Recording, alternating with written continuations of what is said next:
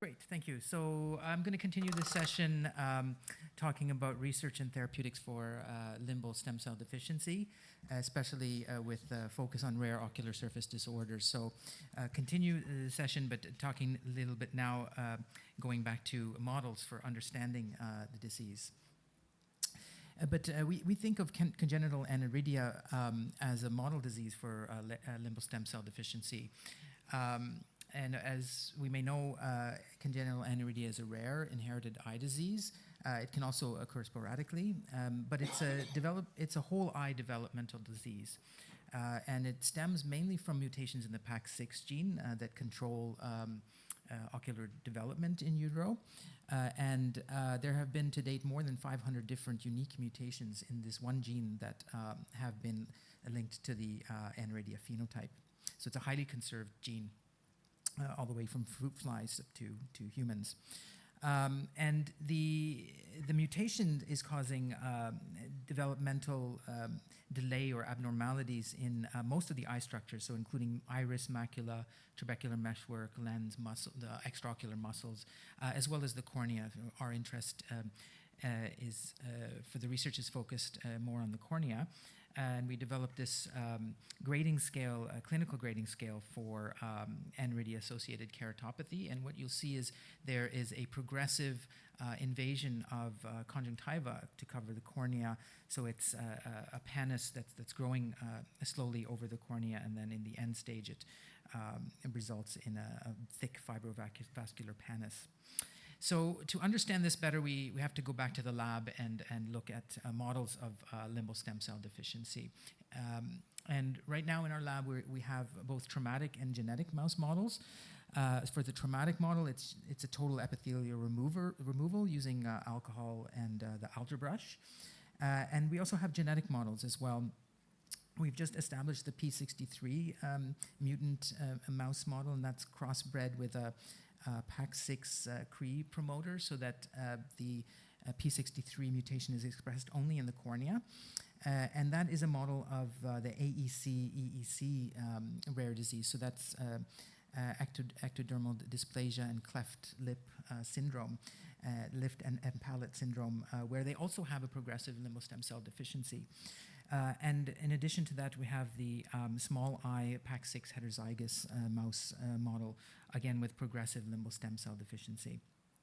So looking at that model, which is a model of congenital aniridia, first developed by Elizabeth Simpson in Canada, and my PhD student Dina has worked extensively with this model and characterized this model. And it's interesting because it allows us to look at it's a very good model for the human progression of limbal stem cell deficiency, which takes decades in aniridia patients.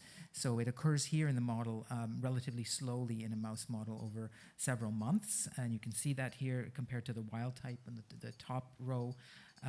The middle row shows a progressive conjunctivalization, and then the bottom row is more of a delayed development. And this is important because it gives us a tool to look at what's happening over time, how this limbal niche is changing over time, and also a potential way to test potential therapeutics. So there's a window of therapy.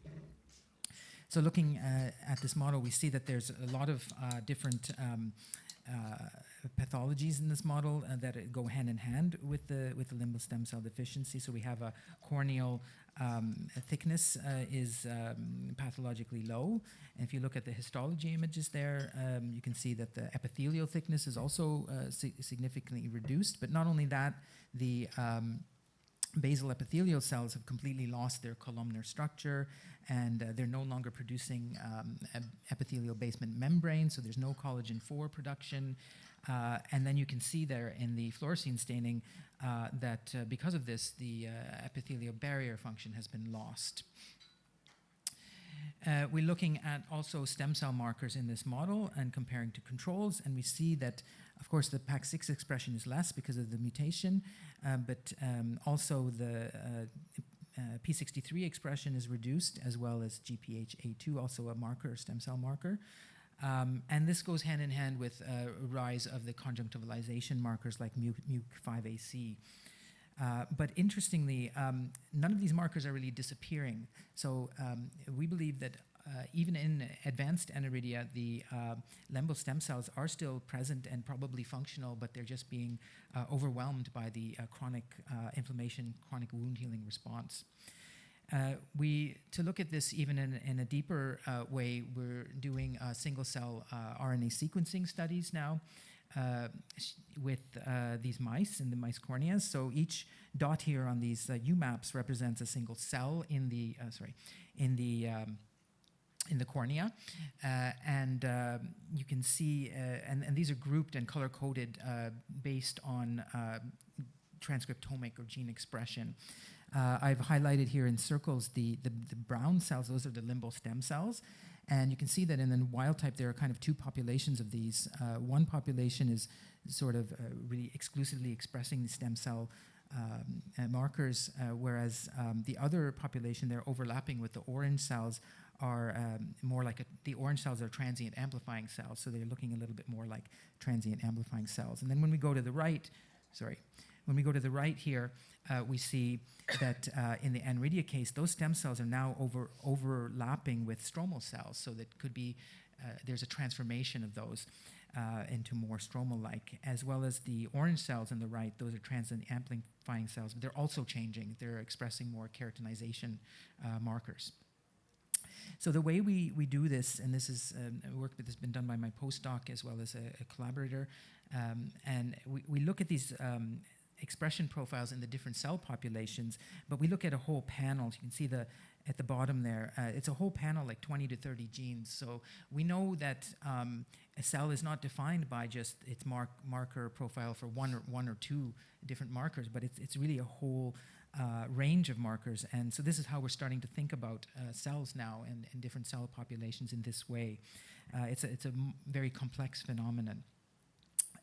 And the next sort of where we're moving towards is spatial transcriptomics to give us also the spatial information as well about the expression of different cells. And so we've been doing this with both wild type and the PAX6 heterozygous mice. And if you think about this, this is like we take the cornea. Right now we look at the cornea, and if you see this histology picture, we can get the exact same section. We can get information on the transcriptomic expression of every cell in that section. And so it's sort of color-coded here, and we can look at it as in terms of clusters of cells that are expressing the same similar transcriptomic profiles. And you can see there that if you look at the epithelial cells in the cornea, it's quite a heterogeneous population in the epithelium. They're not all like basal epithelial cells or one epithelial cell type, but they are expressing very different genes. And so this is just a blow up to show you in each dot here. It's a very high resolution. It's each dot is representing we can get the transcriptomic information from that point.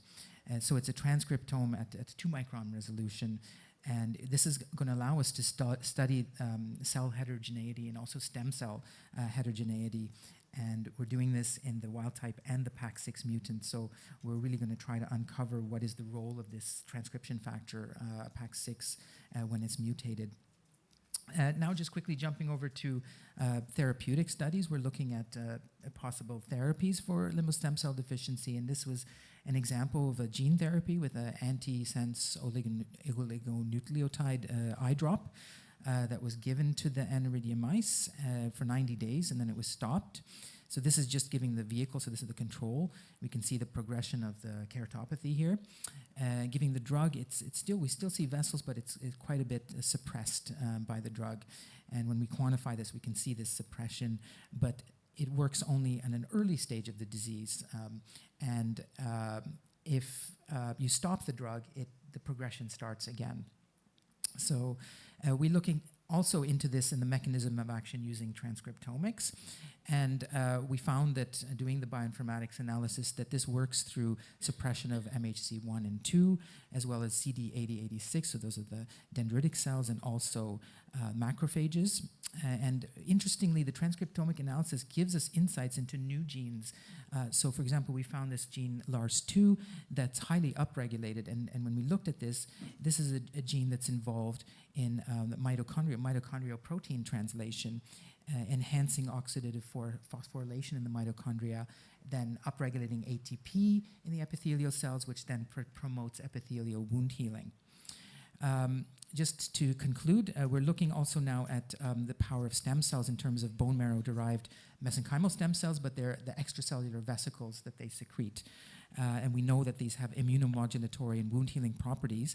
And we're looking at subconjunctival injection of these in LSCD models.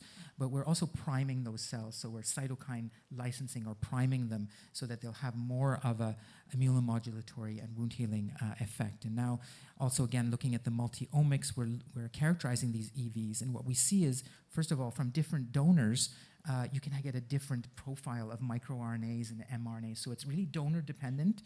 And also shown there in the heat map what happens when you license these cells. So licensing them, cytokine licensing them, is changing their transcriptomic profile. And I'll just conclude with saying that, yeah, we're doing the multi-omics to look at microRNA to mRNA interactions to see what's the most important for these EVs. And with that, I would like to thank you for your attention and thank our funders. Thank you. If we have one question, we have time for one question. Do you want to come up to the microphone? Just say your name and who you are. So I am Shelja. So I always wondered, actually I've asked this to Dr. Sangun also before, that while the other limbal stem cell deficiencies are treatable fairly, remarkably with SLET and CLET and other procedures, why is it that aniridia is so resistant? Well, I mean, it's a bilateral disease, first of all, so we don't have any healthy limbal stem cells, but it's also a disease of chronic inflammation in the cornea. So they have this hypothesis, right, the seed and the ground. So you could plant the seed, the stem cells, but if the ground is not fertile and the ground is not right, then it will never survive. And that's what we see in aniridia. So we see this enhanced immune activity that makes it very difficult for transplanted cells to survive. Yeah, I would just say I'm so glad that Neil has done the basic science, because for many, many years now, as soon as I have an aniridic child, even a baby, I'm very aggressive about using Restasis. They have to be over 1 for me to use Restasis, FML, and lubrication, including punctal plugs. And it really slows the progression of the keratopathy. So my first one I started in 2001, and he was 4 years old at the time. And I'm so pleased to say, actually, he's in London, and my colleagues there are going to publish him as a case report. He's got no keratopathy. Even the pannus that you see has regressed from the first picture. So I've asked them to publish it because I'm not in London anymore. But I'm so glad you published the work, because that had been my feeling, that the normal environment was being destroyed. The palisades were being damaged. Yeah. And I think we see even in the patients, but in the models as well, we see the earlier the better. Yeah. Good, great talk. Thank you. Can I ask a question? So we also see that clinically some aniridia do develop keratopathy and some of them don't. Some of them don't because we have children who are now adults and they are okay. So is there anything different in the genetics of these patients? PAX6 itself can have heterogeneity? It depends on the mutation. We haven't figured out, I don't know if your group has, which mutations lend you to the keratopathy yet. But with the work Neil's doing and other people are doing with the rare organizations in Europe, I think we'll get that answer in the next 5 to 10 years, in my opinion. Yeah, we published that it's highly dependent on the mutation type, so that you will get, like, for example, missense mutations are giving a less aggressive phenotype, and also the non-PAX6 cases. So that if you're not coding, if it's not in a region that's coding for the protein, then it's going to be a very mild case, for example. And then the whole chromosomal mutations and deletions, those give the most aggressive phenotype. But we're not down to the individual mutation level yet. We don't know that. Fantastic. Thank you so